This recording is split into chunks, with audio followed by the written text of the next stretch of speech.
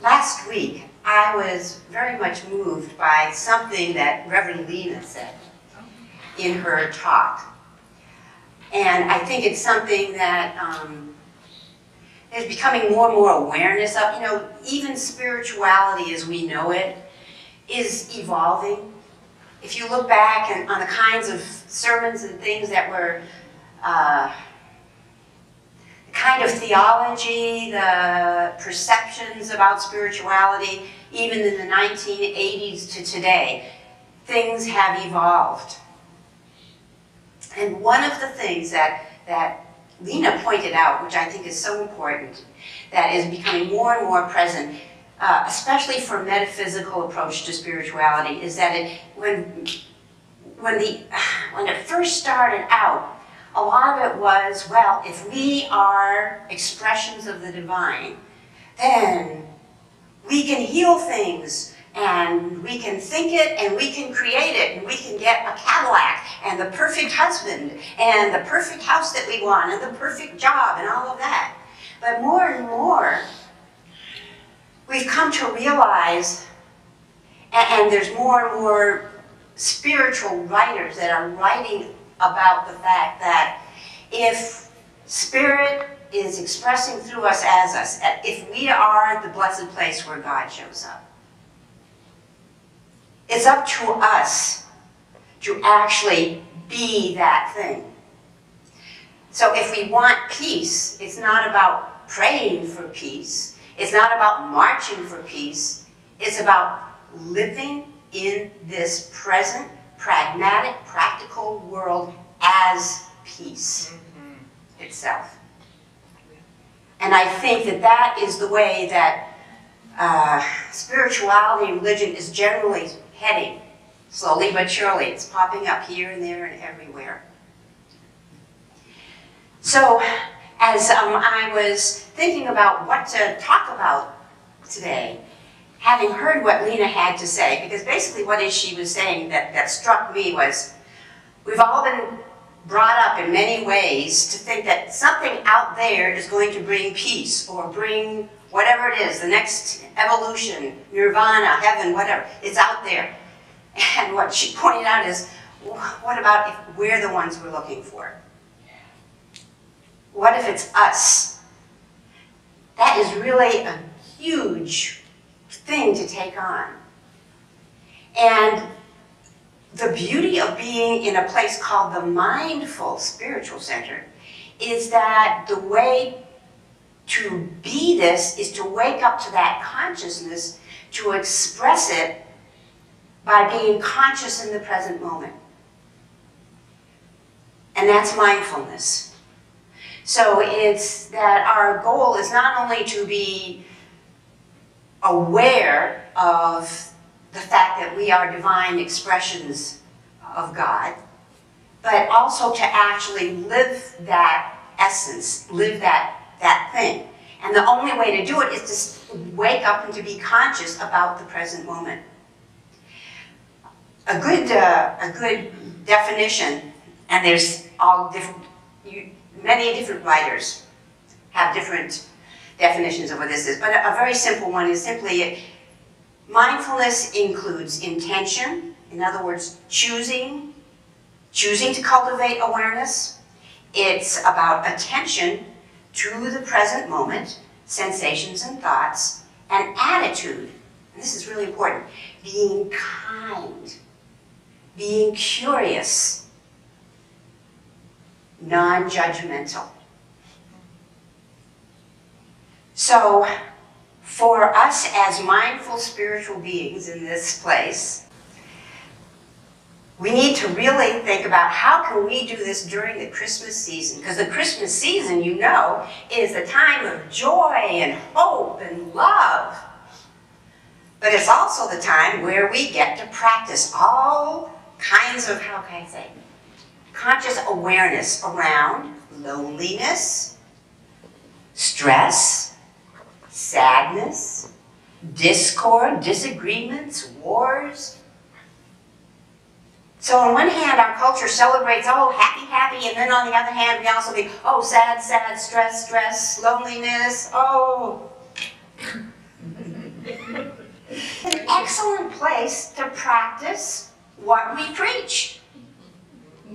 So in other words, while Christmas is the season of happiness and love and expressions of love, it is the places where we really can practice presence, divine presence, are in those other places. The places where there's loneliness, the places where there's sadness, the places where there's discord and stress.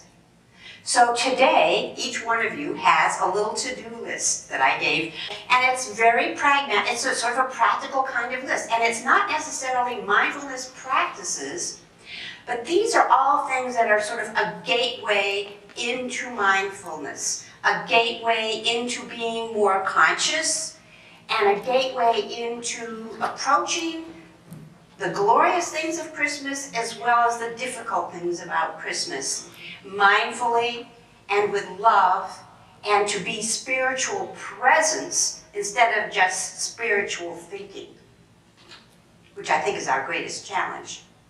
So I'm going to go through this list, and some of these things I'll talk a lot about. Some of these things I'm not going to, we all really know, I'm just reminding us.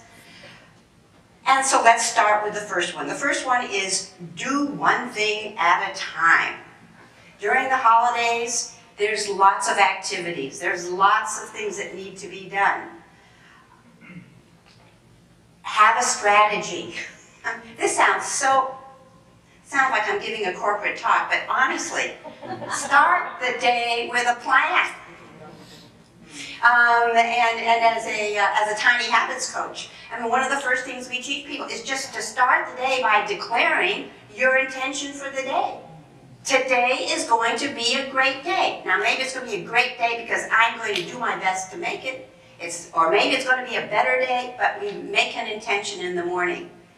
And we have a spiritual practice or a place to be grounded in the morning. So, especially during these days and this whole holiday season where there's so much going on, make sure that you start out your day with being grounded, with setting intention, and make a list. Know what things you're going to be doing one thing at a time, instead of all of a sudden realizing, oh my gosh, and running around, oh, I've got this to do and that to do and that party to go to and this. Oh.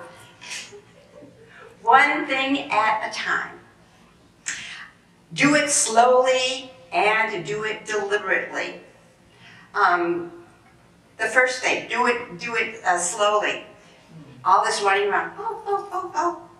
A lot of times, you hear people complaining, oh, I have so many parties to go to, and there's so many social obligations, and so on and so forth. Here's just a little trick that I learned from my daughter Amy's personal growth seminar.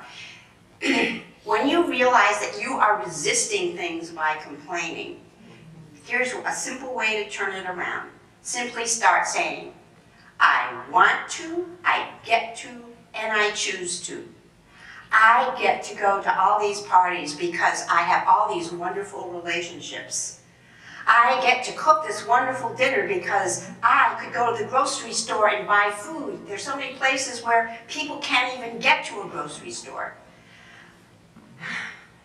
I get to write Christmas cards to all my friends, and as I think of each friend, I'm so blessed to have these friends. I'm so blessed to have a whole huge list of people that I choose to buy gifts for. Instead of saying, oh, I've got such a long list. Oh, I've got so many things to do. Oh. Okay, so do it by choosing. Choosing to do things instead of resisting. Do it completely. Do it completely. Don't just go half-hog on things. Sitting up last night, well, what does do it completely? All I could think of was Candy Cane Lane. All right, Candy Cane Lane is a street down the street from me, where I live, and it is a place where people have not only decorated their houses, each individual house, like Clark Griswold, but they've decorated across the street. And I can always tell when Candy Cane Lane has started, because when I'm trying to get home in the evening, the blocks and blocks of cars trying to make a left-hand turn and trying to get into this. And now other streets all around Francis Park, isn't it interesting? Are also starting to. And then I remember another Christmas-like thing. It was probably one of the first years that I came to St. Louis after being in California. And of course, especially where I live in the southern part of the city, really people go all out on not just decorating the eaves of their house, but really personal, you know, they haven't hired anybody to do the decorating. They did it themselves. And there's this one hill that you go to. There was this house that was just glorious. Next to it was a same kind of house, not a Christmas light. There's just one Christmas thing in front of it. It just said ditto. Yes. I think that is so. And what it says to me is, do Christmas the way you want.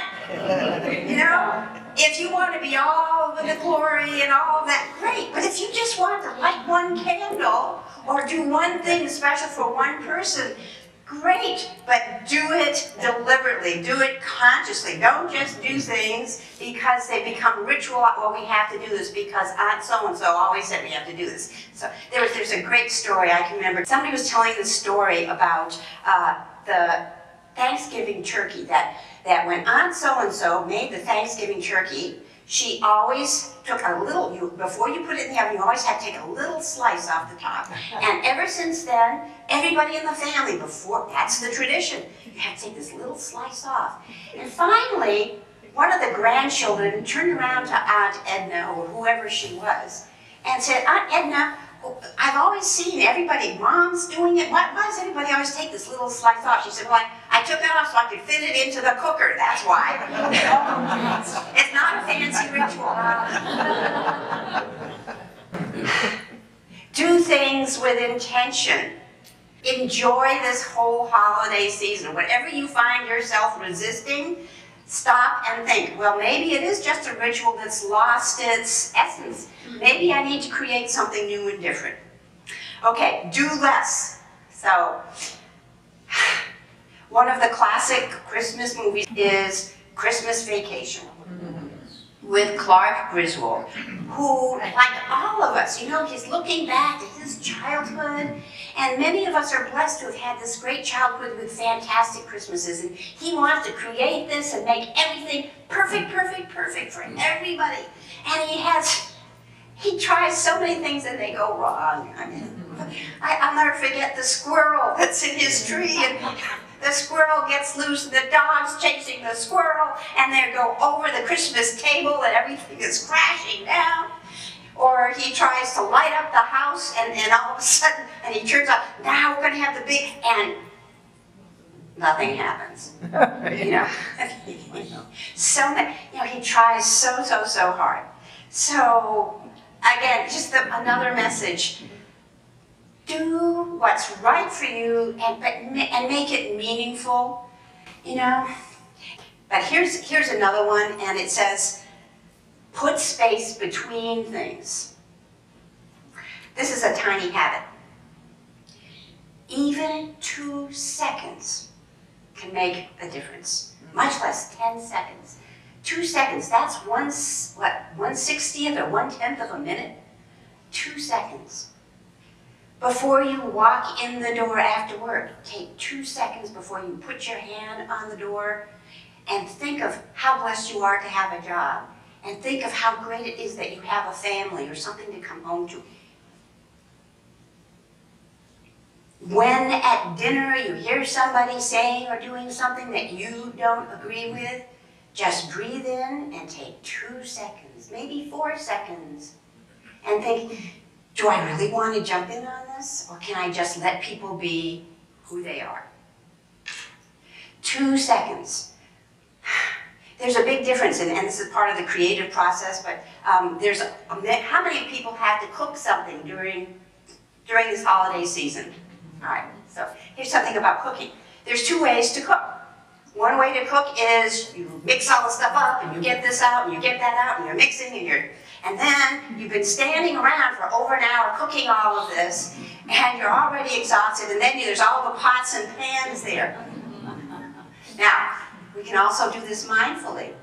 We can first get each thing out and be like Julia Child and measure everything so that we don't forget the eggs when it's already in the oven. Because we're rushing, okay?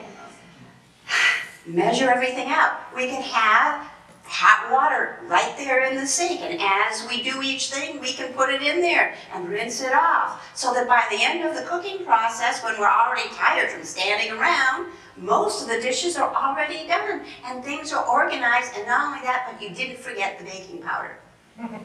So this is all such practical, pragmatic stuff. It doesn't sound very spiritual, but the way to have a spiritual and engaged and loving holiday season is to do things by being present.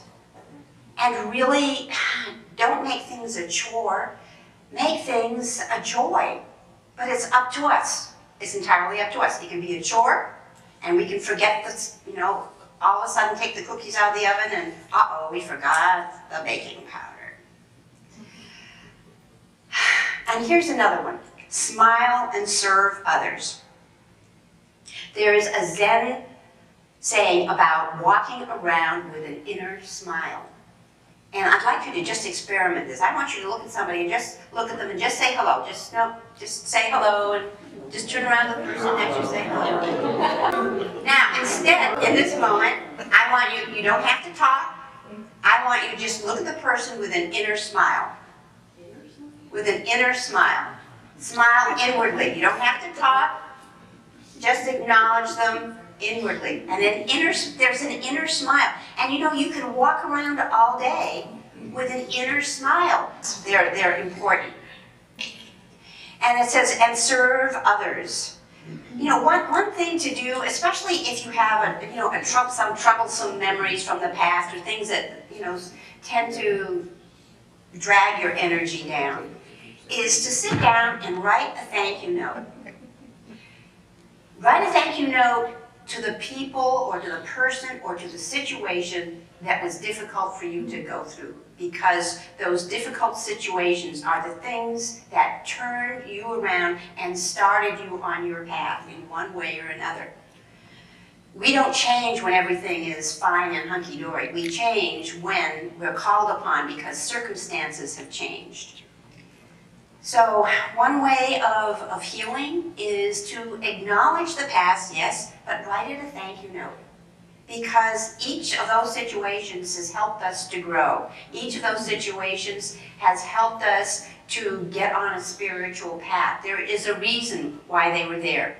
And when we can start looking at the benefits and at the things that we've learned, as we go forward, we can let go of the past and we can move forward. Develop new rituals. One of the challenges of this time is that there's a lot of contrast. We're in the present, but we tend to look back at the past.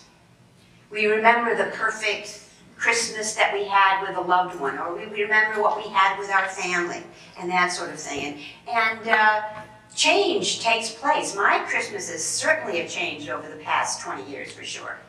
Now, my children have developed their own ways of doing Christmas. It's not exactly the way I would do it, but nevertheless. I was the person who arrived in New York for my grandchildren because I'm the present wrapper. And it used to be that when I got to New York at 6 o'clock in the morning, I would be besieged by 3 little boys, all wanting to play crazy eights at the same time, and play games and all this kind of thing. Well, now, those cute little darlings who all want to pick up sticks and crazy eights, no, me first, now they're all teenagers. And they all have their own friends, and they sort of pass by. Go in and out of the house, and they've got their friends, they've got all their own things to do. So I created a new system to sort of engage with them. I always send myself, because I love puzzles. I send myself a puzzle. I set up my puzzle in whatever is a place in the house where you have to pass by to get in or out. So there I am with my puzzle. And you know, they each stop by and they'll sit there for a while and they'll play with the puzzle and we chit chat about little things and so on and so forth. And then they go on their way. So it gives me a chance to sort of be with them, but also they don't have to feel obligated. Oh, now we have to sit down with Granny and we have to talk to her. And what are we going to say?